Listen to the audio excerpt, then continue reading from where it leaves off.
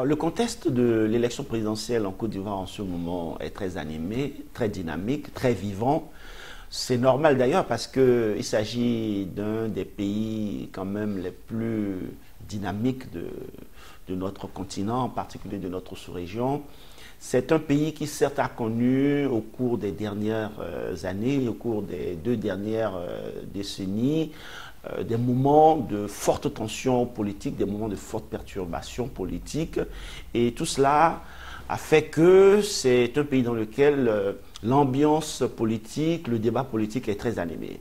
Et donc, à l'occasion de cette élection présidentielle d'octobre 2025, le climat politique reste vivant, reste très soutenu, avec de fortes discussions sur la pertinence ou non d'un 4e mandat pour le président Alassane Dramane Ouattara, avec le fait de savoir si le président Laurent Gbagbo n'avait pas aussi le droit de se présenter, ainsi que le président du PDCI, l'économiste Tidjane Thiam. Donc tout cela fait qu'il y a une ambiance très animée, il y a une ambiance très vivante, très dynamique, mais c'est une ambiance aussi qui demeure dans un contexte où la vie politique, la vie économique, la vie sociale est dans une certaine stabilité depuis une quinzaine d'années, sous les mandatures successives du président Alassane Dramane Ouattara, ce qui fait que c'est un pays où, bien sûr, il y a une vivacité politique, mais il y a aussi une stabilité qui permet de se projeter sur l'avenir, qui permet à la jeunesse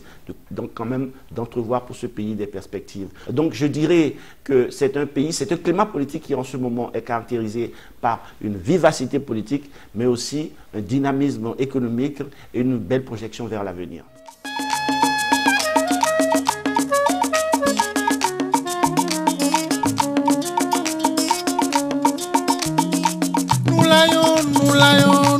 Est-ce qu'on peut parler vraiment d'exclusion? Parce que la question, c'est de savoir quel regard, en tant qu'analyste politique, je porte sur le fait que certains candidats ont été exclus. Je pense, en l'occurrence, vous faites allusion au président Laurent Gbagbo et au président du PDCI, Tidjane Thiam. La loi est dure, mais c'est la loi. C'est vrai que cela peut susciter un certain nombre de frustrations auprès des soutiens, auprès des partisans de ces deux personnalités politiques. Mais la décision du Conseil constitutionnel est tendue par un certain nombre de fondements juridiques et judiciaires qui donc justifient le fait que ces candidatures-là, je ne dirais pas aient été exclues, mais que ces deux candidatures-là n'aient pas été validées.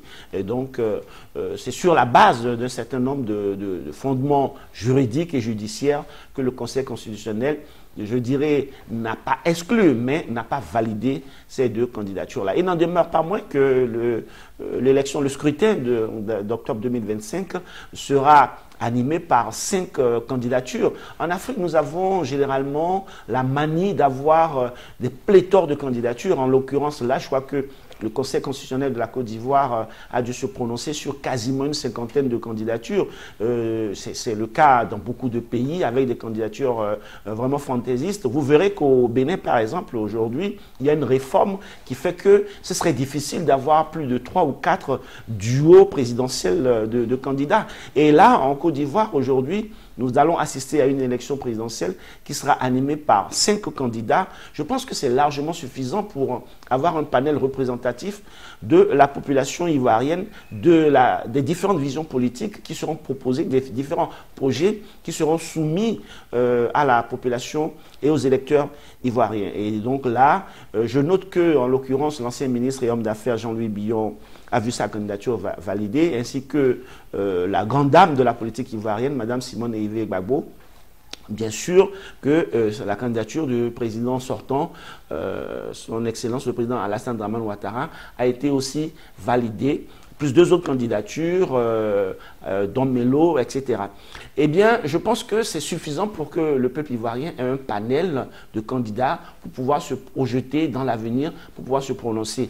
Il est vrai que le candidat président sortant Alassane Dramane Ouattara est à l'évidence largement favori de cette élection présidentielle, mais il n'en demeure pas moins que les Ivoiriens auront la possibilité de se prononcer aussi sur d'autres candidats.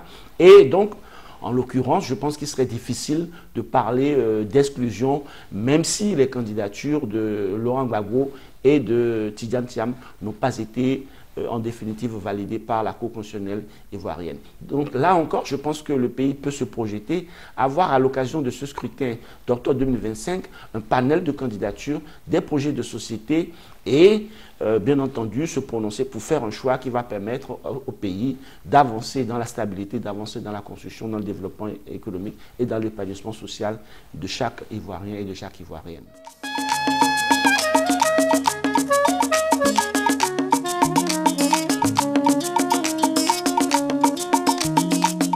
Alors là, vous me demandez quels sont les enjeux de cette élection présidentielle de 2025 en Côte d'Ivoire.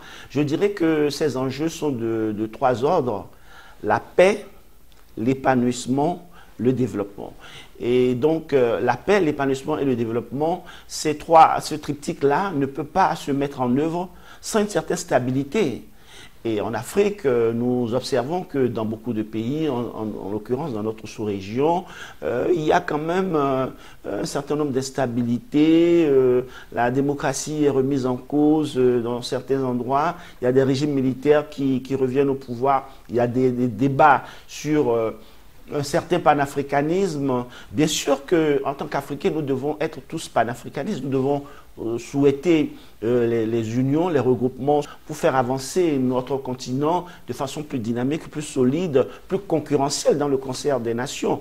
Mais pour que cela puisse se produire, il faut déjà qu'à la base, dans chaque nation, il y ait une certaine stabilité, il y ait une vision claire, cohérente, solide, prospective, qui puisse permettre au pays d'avancer avant que ces configurations sous-régionales-là et continentale puisse prospérer. Et donc la Côte d'Ivoire demeure aujourd'hui, à l'échelle de la sous-région, quand même un modèle de stabilité en dehors des soubresauts, en dehors des crises que le pays a connues au cours des dernières décennies. Depuis 15 ans maintenant, depuis la sortie de la crise post-électorale de 2010, et bien sous le magistère du président Alassane Dramane Ouattara, le pays connaît une certaine stabilité, une construction, un développement infrastructurel, social, un épanouissement.